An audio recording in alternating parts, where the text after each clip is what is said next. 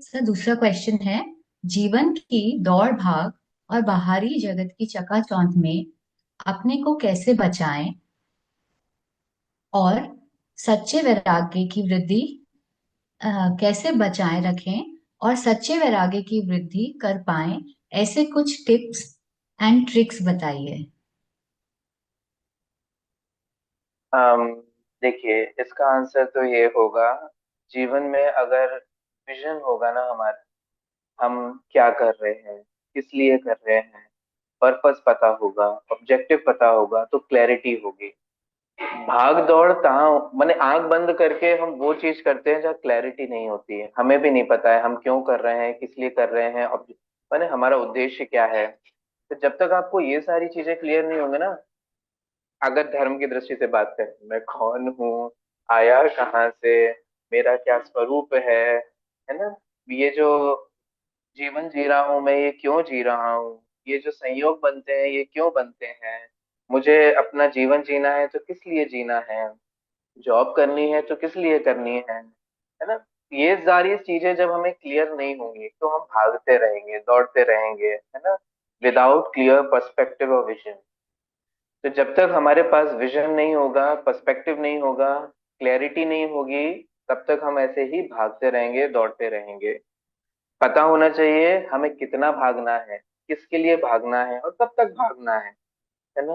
तो ये सारी चीजें क्लियर, भागना है कि चलना है, ये भी सारी चीजें, है ना। तो ये सारी चीजें हमें तब क्लियर होती है ना जब हमें ऑब्जेक्टिव क्लियर होते हैं, हमारे उद्देश्य क्लियर होते हैं। तो बाहरी जगत की चकाचौंध जो है वो आज ही नहीं है, वो हमेशा ही है, हमेशा ही है। अपने अपने काल में बाहरी चकाचौंध में जीव रहता ही है। आज मॉडर्न कुछ चीजें हो गई हैं जिसमें और ज्यादा हमें दिखाई दे रहा है। बट अगर हम इसको काल की अपेक्षा देखें तो हर काल में अपने अपने जो भी लोग होते हैं वो सभी इन चकाचौंध में उलझते ही हैं। तो कैसे निकले, इसके स्वरूप को समझ करके। मैंने जैसे मैंने कहा ना कि क्लैरिटी होगी तो बहुत सारी चीजें क्लियर होती चली जाएंगी।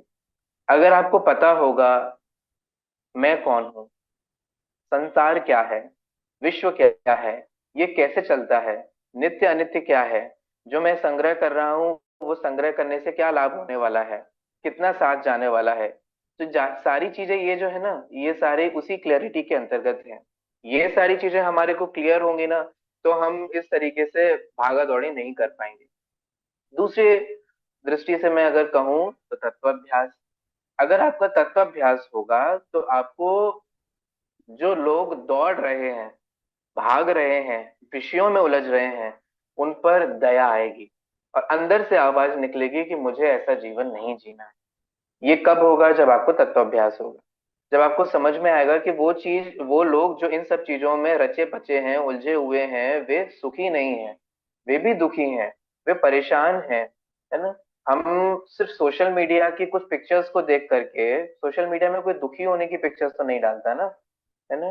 सिर्फ कुछ एक, है ना, मोमेंट के, कहीं बाहर गए, कहीं इधर गए, कहीं उधर गए, कहीं ऐसा किया, सिर्फ उस पिक्चर को देख करके एक पर्सपेक्टिव बना करके कि उसमें सुख है, ये बहुत खतरनाक है। दूसरा मैं कहना चाहूंगा, क्वेश्चन करना चाहिए। कैसे क्वेश्चन करना चाहिए? जैसे आपको धर्म की हर चीजों पे क्वेश्चंस होते हैं ना, ऐसे ही संसार की भी हर मेंटेलिटी में क्वेश्चन होना चाहिए। ठीक है। जैसे कि कोई कहे जॉब करोगे तो सुखी होगा, मेंटेलिटी पे क्वेश्चन मार्क करो। सच में सुखी होगा क्या? जो जॉब कर रहे हैं वे सुखी हैं क्या? वो जॉब नहीं कर रहे वे दुखी हैं? ये क्वेश्चन करो। अस्ति नास्ति सभी एंगल से सोच करके देखिए। पैसा कमाएंगे तो सुखी होंगे, एक बेसिक कंसेप्शन है। क्वेश्चन मार्क खड़ा करो, क्या पैसा कमाएंगे तो सुखी होंगे? क्या जिनके पास पैसा है वे सुखी हैं? क्या जिनके पास पैसा नहीं है वे दुखी हैं? क्या पैसे से सुख दुख का संबंध है? क्या इनमें कारण कार्य संबंध? आप देखो, न्याय विद्या पढ़ोगे तो आप इतने अच्छे लॉजिशियंस बनोगे कि आपको खुद अच्छा तर्क वितर्क करना आएगा और जीवन में क्लैरिटी आएगी। ये पता है, ये जो अंधे दौड़ रहे हैं ना, ये अच्छे लॉजिशियंस नहीं होते, ये ब्लाइंडली फॉलो करने वाले होते हैं। न्याय जब आप पढ़ते हो तो न्याय आपको ऐसा बुद्धि और मस्तिष्क वाला बनाता है, ऐसा ज्ञान वाला बनाता है, जो किसी भी चीज को सिर्फ इसीलिए एक्सेप्ट नहीं करता है क्योंकि एक जनरल पर्सपेक्टिव है। एक कॉमनली बिलीव है, सभी साधारणता मानते हैं, तो हम भी मान लें। तो आप जब इन कारण कार्य पर विचार करोगे, जगत की जो शादी कर लो तो सुखी होगे, बच्चे होगे तो सुखी होगे, ठीक है, जब इन पे क्वेश्चन मार्क करोगे तो क्लैरिटी आएगी, तो आपको ये समझ में आएगा शादी क्यों की जाती है, शादी का ऑब्जेक्टिव क्या होता है ना, हर चीज का समझ में, नौकरी क्यों की जाती है, मैं ये नहीं कह रहा हूं नौकरी नहीं करो, ये मत करो, वो मत करो, आपको ऑब्जेक्टिव क्लियर होना चाहिए। नौकरी क्यों करते हैं, संसार में क्यों रहते हैं, है ना, बच्चे क्यों किए जाते हैं, है ना, गृहस्थ अवस्था मैंने गृहस्थ हो भी तो गृहस्थ क्यों होते हैं, गृहस्थ का स्वरूप क्या होता है, वो सब पता होना चाहिए, है ना, बिजनेस भी करते हैं तो क्यों करते हैं, किस लिए करते हैं, क्या ऑब्जेक्टिव होता है, वो सारी क्लैरिटी आपको आएगी। आई होप जब आपको ये सारी क्लैरिटी होगी, इतना सब कुछ विजन क्लियर होगा और तत्व अभ्यास होगा, तो आपके सामने वस्तु स्थिति सामने होगी। जब वस्तु स्थिति सामने होगी तो दुनिया कितनी भी दौड़ भाग में लगी रहे, आपका विजन, आपकी क्लैरिटी एकदम स्पष्ट होगी।